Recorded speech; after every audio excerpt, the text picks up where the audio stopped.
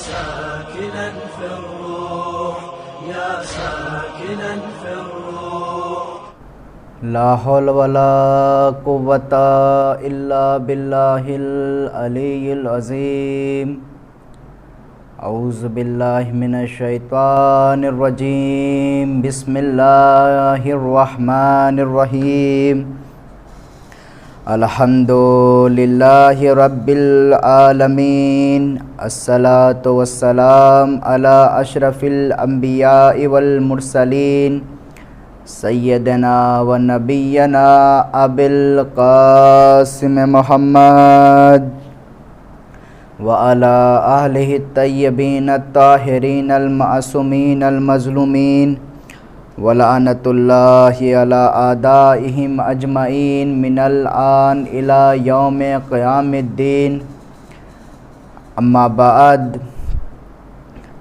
فقد قال رسول الله صلى الله عليه وآله وسلم حسین منی وانا من الحسین صلوات پڑھیں محمد وآل محمد اللہم صلی علی محمد وآل محمد وعجل فرجہم۔ عزیزان گرامی، برادران عزیز، عزاداران سید الشہداء، آج محرم الحرام کی 7 تاریخ ہو چکی ہے۔ صرف و صرف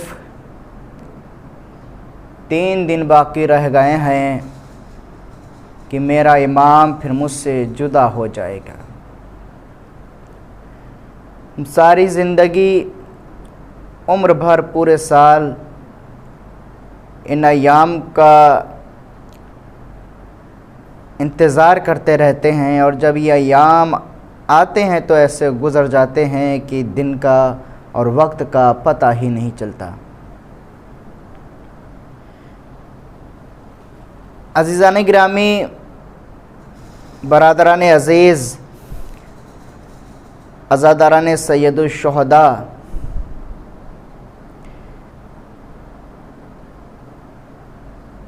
نبی اکرم صلی اللہ علیہ وآلہ وسلم ارشاد فرما رہے ہیں کہ حسین منی وانا من الحسین، حسین مجھ سے ہے اور میں حسین سے ہوں۔ عزادارو، وہ وقت یاد کریے کہ جس وقت یزید ابن معاویہ لعنتی حکومت کے تخت کے اوپر بیٹھا ہوا تھا، اور یہ بد کردار یہ ممبر کے اوپر بیٹھ کے یہ کہہ رہا تھا کہ نہ کوئی نبی آیا تھا، نہ کوئی وحی آئی تھی، نہ ہی کوئی کتاب آئی تھی۔ اس نے اتنے ظلم کیے کہ نہ جانے کتنے ہزار حافظ قرآن کو اس نے قتل کروا دیا، نہ جانے مدینوں میں رہنے والی اس لعنتی نے حرام طریقے سے لڑکیوں کو حاملہ کروایا، اس نے زنا کو عام کر دیا۔ دیکھیے، پورا مدینہ لا الہ الا اللہ محمد رسول اللہ کا کلمہ پڑھنے والے سب موجود ہیں،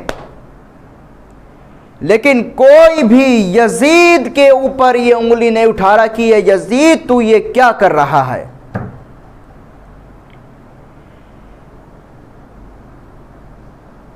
مسجد نبوی میں رسول کے ممبر کے اوپر اونٹ کی لینڈیاں پڑی ہوئی ہیں، اونٹ باندھے جا رہے ہیں مسجد نبوی میں، لیکن کوئی بھی آواز اٹھانے والا نہیں ہے۔ جب کسی نے کوئی آواز نہیں اٹھائی تو علی کا نور عین، فاطمہ کا لخت جگر اٹھا۔ اٹھنے کے بعد اس نے کہا، بدبخت یزید، تو یہ کیا کر رہا ہے؟ تو میرے نانا کی امت میں جو دین اسلام ہے تو اس کو پامال کر رہا ہے۔ لیکن عزیزان گرامی، برادران عزیز، میرا ایک سوال ہے، کیا پورے مدینے میں صرف و صرف یہ کام جو تھا وہ حسین ابن علی کے سر کے اوپر تھا کہ وہ وہی صرف اٹھتے؟ بقیہ سارے کے سارے مسلمان خاموش، زنا ہو رہا ہے، ہونے دو، مسجد نبوی میں اونٹ بندھ رہے ہیں، بندھنے دو، کوئی بھی انگلی اٹھانے والا نہیں ہے۔ جملہ عرض کرتا چلتا ہوں کہ اس زمانے میں، یزید کے زمانے میں، جب یہ سارے ظلم و ستم ہو رہے تھے، جب کوئی بھی انگلی نہیں اٹھا رہا تھا، انہی کی اولادیں، ان کی نسل چلتی ہوئی آج عزاداری کے اوپر انگلی اٹھاتی ہیں، آج ماتم کے اوپر انگلی اٹھاتی ہیں، آج محرم الحرام کے اوپر انگلی اٹھاتی ہیں۔ یہ انہی کے آبا و اجداد تھے کہ جب یزید ظلم و ستم کر رہا تھا، لیکن کوئی بھی لبیک کہنے والا نہیں تھا۔ تو امام حسین علیہ السلام کھڑے ہوئے۔ دیکھیے، یزید کی سب نے بیعت کر لی، سب نے بیعت کی، لیکن امام حسین علیہ السلام نے بیعت کرنے سے انکار کر دیا۔ امام حسین علیہ السلام نے یہ جملہ ارشاد فرمایا کہ مجھ جیسا تجھ جیسے کی بیعت نہیں کر سکتا۔ عزیزان محترم، امام حسین علیہ السلام نے یزید کی بیعت کو ایسی ٹھوکر ماری، اس کو ایسے زمین سے رگڑا، اس کو ایسے منہ کے بل زمین سے یزید کی بیعت کو رگڑا کہ کوئی بھی واقعہ کربلا کے بعد کوئی بھی یزید پھر بیعت کا سوال نہیں کر سکا، کوئی بھی پھر بیعت کا سوال نہیں کر سکا، کوئی بھی پھر بیعت طلب نہیں کر سکا۔ امام حسین علیہ السلام نے وہ کردار ادا کیا اسی کربلا کے میدان میں۔ لیکن عزیزان محترم، برادران عزیز، جملہ عرض کرتا چلتا ہوں کہ آج کا بھی دور اور اس زمانے کا دور، وہ زمانہ اور آج کا زمانہ بھی ایک ہے۔ آج بھی صرف و صرف ساری کائنات میں دو لوگ ہیں، ایک ہیں حسینی اور ایک ہیں یزیدی۔ حسینی وہ ہیں کہ جو امر بالمعروف کرتے ہیں، نہی عن المنکر کرتے ہیں، لوگوں کو اچھائیوں کی دعوت دیتے ہیں، لوگوں کو برائی سے روکتے ہیں، لوگوں کو دین اسلام کی دعوت دیتے ہیں، لوگوں کو اخلاق کے بارے میں بتاتے ہیں، لوگوں کو اخلاق سے پیش آ کے بتاتے ہیں، لوگوں کو کردار کے بارے میں بتاتے ہیں۔ یہ حسینی کردار آج بھی زندہ ہے، حسینی کردار آج بھی زندہ ہے۔ بیان کیا ہے نا کہ آج کے زمانے میں بھی صرف و صرف دو لوگ موجود ہیں، ایک ہے حسینی اور ایک ہے یزیدی۔ یزیدی کون ہے؟ یزیدی وہ ہے کہ جو اپنے بھائی کا حق مار رہا ہے، یزیدی وہ ہے کہ جو اپنے والدین کی نافرمانی کر رہا ہے۔ یزیدی کون ہے؟ وہ یزیدی ہے کہ جو اپنے والدین کو گھر سے باہر نکال رہا ہے۔ یزیدی وہ ہے کہ جو اپنی بہنوں کو، بڑی توجہ چاہتا ہوں، جو اپنی بہنوں کو بے پردہ بازاروں میں گھما رہا ہے۔ آج بھی اس کا رشتہ یزیدی ہے۔ ہم ظاہراً بھلا ہی کالے لباس پہن کے یا حسین کرتے رہیں، لیکن جب تک کہ عزاداری آپ کے لہو میں نہ دوڑنے لگے نا، کوئی فائدہ دینے والی نہیں ہے۔ تو عزیزان محترم، امام حسین علیہ السلام نے یزید کے سامنے بیعت کو ٹھکرا کے بتا دیا، یزید مجھ جیسا تجھ جیسے کی بیعت نہیں کر سکتا۔ لیکن ایک جملہ تمام لوگ کہتے ہیں، وہ یہ کہتے ہیں کہ جب سب نے بیعت کر لی تھی تو پھر امام حسین علیہ السلام نے کیوں نہیں کی بیعت؟ امام حسین علیہ السلام بھی یزید کی بیعت کر لیتے۔ تو عزیزان محترم، میں جملہ ایک کہوں گا، وہ یہ ہے کہ سب سے پہلے جو آپ نے جو سوال کیا ہے وہی سوال میں آپ سے کرتا ہوں کہ ٹھیک ہے کہ جب سب نے بیعت کر لی تھی، امام حسین علیہ السلام بھی بیعت کر لیتے، لیکن ذرا یہ تو بتاؤ کہ جب سب نے بیعت کر لی تھی یزید کی تو پھر یزید کو کیا ضرورت تھی کہ وہ امام حسین علیہ السلام سے بیعت طلب کرے، امام حسین علیہ السلام سے بیعت کرے؟ اس کا مطلب یہ ہے، بڑی توجہ چاہتا ہوں، یزیدی کردار نے یہ بھی بتایا ہے، ایک یزیدی کردار نے بڑی بہترین بات بتائی، وہ یہ بتائی کہ اگر ساری کائنات بیعت کر لے، اگر ساری کائنات بیعت کر لے، لیکن اگر امامت بیعت نہ کرے تو گویا ساری کائنات نے ہی بیعت نہیں کی۔ اگر ساری کائنات بیعت کر لے لیکن اگر امامت بیعت نہ کرے تو گویا ایسے ہے کہ جیسے ساری کائنات نے ہی بیعت نہیں کی۔ اور یہی وجہ تھی کہ یزید ابن معاویہ لعنتی نے امام حسین علیہ السلام سے بیعت طلب کرنے کے لیے کوئی بھی ظلم باقی نہیں چھوڑا۔ اور عزیزان محترم، جملہ بیان کرتا چلتا ہوں، وہ یہ ہے کہ امام حسین علیہ السلام نے جب قدم اٹھایا، قدم اٹھانے سے پہلے امام حسین علیہ السلام نے کوئی جبر نہیں کیا۔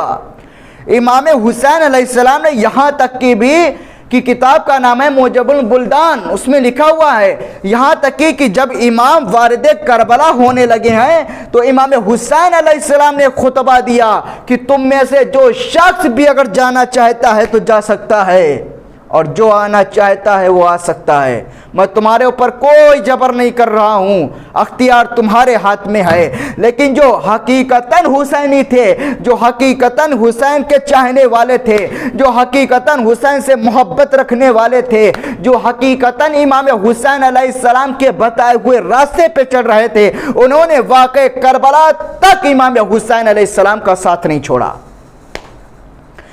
آج بھی امام حسین علیہ السلام کو ضرورت ہے، کیسے؟ ایسے ہی انصاروں کی۔ آج بھی ایک حسین موجود ہے، اس کو بھی ویسے ہی انصار چاہیے کہ جیسے حسین ابن علی کو انصار ملے ہیں، کہ سب کچھ لٹا دیا، سب نے سب کچھ قربانی دے دی، یہاں تک کہ وہب کی شادی ہو کے آ رہی ہے، ابھی زوجہ گھر پہ بھی نہیں پہنچی، وہب نے قربانی دے دی، لیکن کسی کی زبان کے اوپر کوئی شکوہ نہیں۔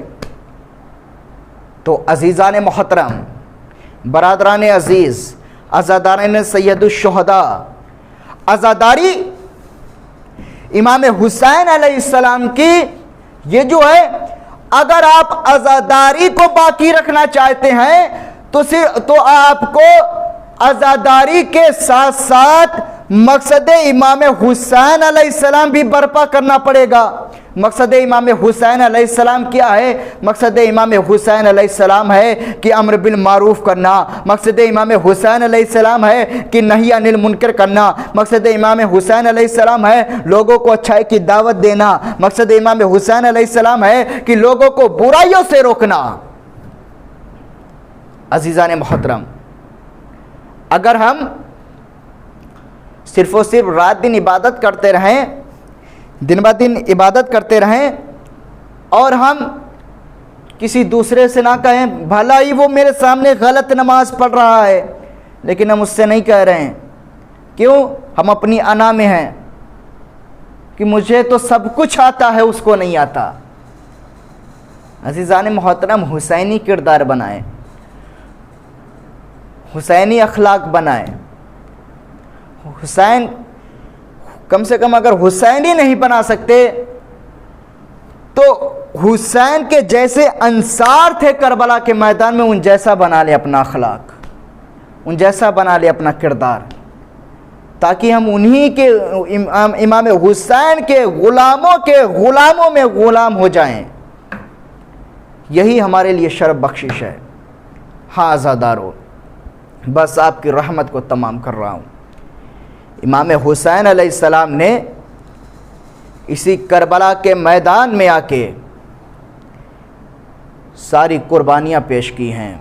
سب شہادتیں 10 محرم سن 61 ہجری کو ہوئی ہیں، لیکن سلسلہ یوں رکھا گیا ہے تاکہ تمام مومنین ایک ایک شہداء کو پرسا پیش کر سکیں. آج 7 محرم الحرام ہو چکی ہے. 4 محرم الحرام کو کربلا میں امام حسین علیہ السلام کے اوپر پانی بند کر دیا گیا، اور عزیزان محترم 7 محرم الحرام کو خیام حسینی میں پانی ختم ہو گیا. ایک روایت، ابھی میں تاریخ کا مطالعہ کر رہا تھا تو میں نے دیکھا کہ اس میں ایک عبداللہ نام کا تھا. ادھر جب عمر سعد کا خط آیا ہے کہ خیام حسینی کے اوپر ایک بوند بھی پانی نہ دیا جائے، پہرے پہ پہرے لگا دیے جائیں نہر فرات کے اوپر، لیکن خیام حسینی میں ایک بوند بھی پانی نہیں پہنچنا چاہیے. تبھی یہ عبداللہ جو تھا یہ آگے بڑھ کے آیا. آگے بڑھ کے آنے کے بعد اس نے زور سے کہا کہ اے حسین ابن علی، تم صرف اور صرف آسمان میں پانی دیکھتے رہنا، تم کو پانی میسر نہیں ہوگا یہاں تک کہ تم بھوکے اور پیاسے شہید ہو جاؤ گے، تم بھوکے پیاسے مر جاؤ گے. اتنا سننا تھا. امام حسین علیہ السلام نے اس کو ایک بد دعا دی. امام حسین علیہ السلام فرماتے ہیں کہ تیری پیاس کبھی بھی نہیں بجھے گی، تیری پیاس کبھی بھی نہیں بجھے گی، تو صرف اور صرف پانی کے لیے تڑپے گا. حمید ابن مسلم کہتا ہے کہ میں نے دیکھا کہ امام حسین علیہ السلام کے جملے کے بعد کہ اس عبداللہ کو اتنی پیاس لگی کہ یہ اتنا پانی پیتا تھا کہ اس کا پیٹ پھولتا جاتا تھا، لیکن جیسے ہی اس کا پانی جب ہونٹوں سے الگ ہٹاتا تھا فوراً ہی کہتا تھا ہائے پیاس، ہائے پیاس، ہائے پیاس. اور جب اس کو دوبارہ پانی دیا جاتا تھا، حمید ابن مسلم کہتا ہے کہ اس کو اتنا پانی پلایا گیا، اتنا پانی پلایا گیا کہ یہ ہلاک ہو گیا، واصل جہنم ہو گیا، لیکن اس کی پیاس نہیں بجھی. ہاں عزادارو، آج خیام حسینی میں پانی ختم ہو چکا ہے. چھوٹے چھوٹے بچے ہیں،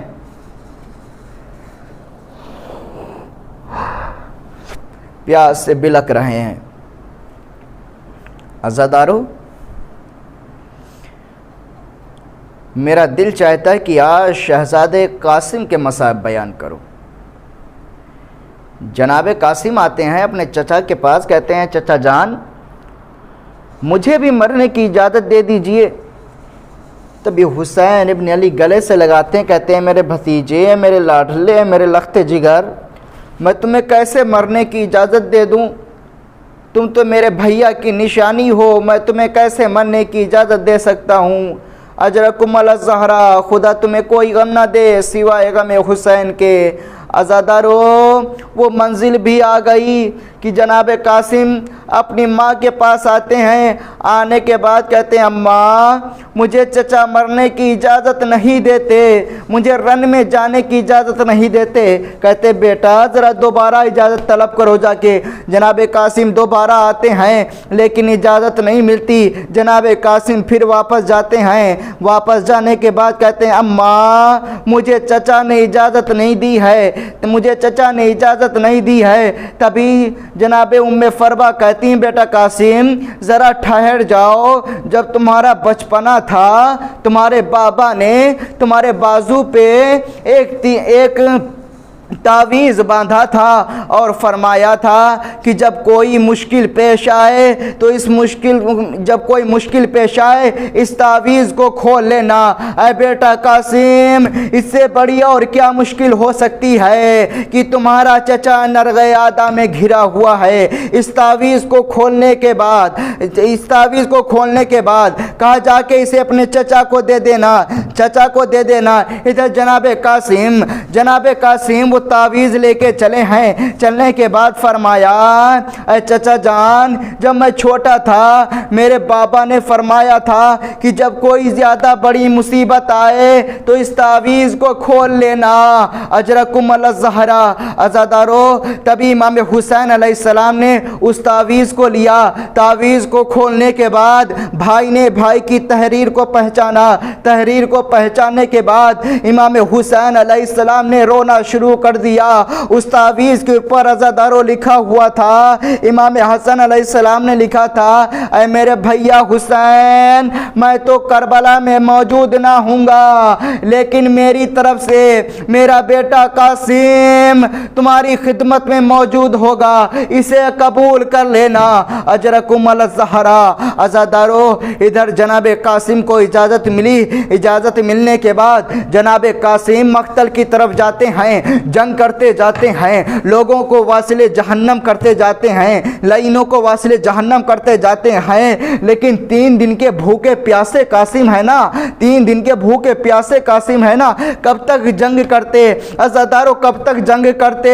تبھی ایک لعین نے دور سے ایک برچھی ماری، قاسم سے سنبھلا نہ گیا، زین سے زمین پہ آنے والے ہی تھے، تبھی لعینوں نے تیر سے نشانہ لیا۔ جناب قاسم کے تیر پیوست ہو گئے، پیوست کا ہونا تھا۔ ادھر جیسے ہی جناب قاسم زین سے زمین کے اوپر آئے، آواز دی اے چچا جان میری مدد کو آؤ۔ ادھر امام حسین علیہ السلام اور مولا عباس دونوں لوگ جب دوڑے ہیں نا، دوڑنے کے بعد جب فوجی اشقیاء نے دیکھا کہ حسین آ رہے ہیں، عباس آ رہے ہیں، تو فوجوں نے بھاگنا شروع کیا۔ ادھر کی فوجیں ادھر، ادھر کی فوجیں ادھر۔ ہائے قاسم اپنی زندگی میں ہی پامال ہو گیا۔ اجرکم الزہرا، خدا تمہیں کوئی غم نہ دے سوائے غم حسین کے۔ عزادارو قاسم کا لاشا کربلا کے میدان میں ٹکڑوں میں بڑھ چکا تھا۔ ادھر حسین پہنچے ہیں، مقتل میں پہنچنے کے بعد کہتے ہیں اینا قاسم، اے قاسم تم کہاں ہو؟ لیکن جناب قاسم کوئی صدا نہیں دیتے، جناب قاسم کوئی صدا نہیں دیتے۔ تب امام حسین کہتے ہیں بیٹا قاسم تمہیں وقت کا امام آواز دے رہا ہے، تم کہاں ہو؟ اتنا سننا تھا، جناب قاسم کے لاش کے ٹکڑے فضا میں بلند ہوئے اور لبیک یا حسین کی صدا آنے لگی۔ عزادارو کربلا کے واقعے میں واحد لاشا ایسا ہے کہ امام حسین علیہ السلام کو قاسم کا لاشا پورا نہیں ملا، قاسم کے گوشت کے ٹکڑے گھوڑوں کی سیموں سے چپٹ چکے تھے۔ اجرکم الزہرا، خدا تمہیں کوئی غم نہ دے سوائے غم حسین کے۔ ہاں عزادارو، ادھر امام حسین علیہ السلام نے اپنے با کو اتارا، اتارنے کے بعد مقتل میں بچھایا، جناب قاسم کے لاشے کو ٹکڑوں کو جمع کرنا شروع کیا، ایک گٹھری بنائی، جناب قاسم کے لاشے کو ایک گٹھری میں لیک بنا کے ادھر خیمے کی طرف چلے ہیں نا۔ دور سے یہ منظر حسین کی لاڈلی بیٹی سکینہ دیکھ رہی ہے، حسین کی 4 سالی بیٹی سکینہ دیکھ رہی ہے کہ بابا کچھ گٹھری میں لے کے آ رہے ہیں۔ تبھی دوڑ کے گئی، کہتی پھوپھی اماں یہ بابا گٹھری میں کیا لے کے آ رہے ہیں؟ لیکن شہزادی کوئی جواب نہیں دیتی۔ کہا میری لاڈلی مجھے نہیں معلوم کہ بابا کیا لے کے آ رہے ہیں، میرے بھیا کیا گٹھری میں لے کے آ رہے ہیں۔ لیکن عزادارو جیسے ہی امام حسین علیہ السلام خیمے کی کی طرف خیمے کی طرف قریب بڑھتے جاتے ہیں، ویسے ہی سکینہ کے سوال بڑھتے جاتے ہیں اور بے چینی بڑھتی جاتی ہے۔ کہتی ہیں پھوپھی اماں یہ بابا گٹھری میں کیا لے کے آ رہے ہیں؟ عزادارو وہ وقت بھی آیا کہ جب امام حسین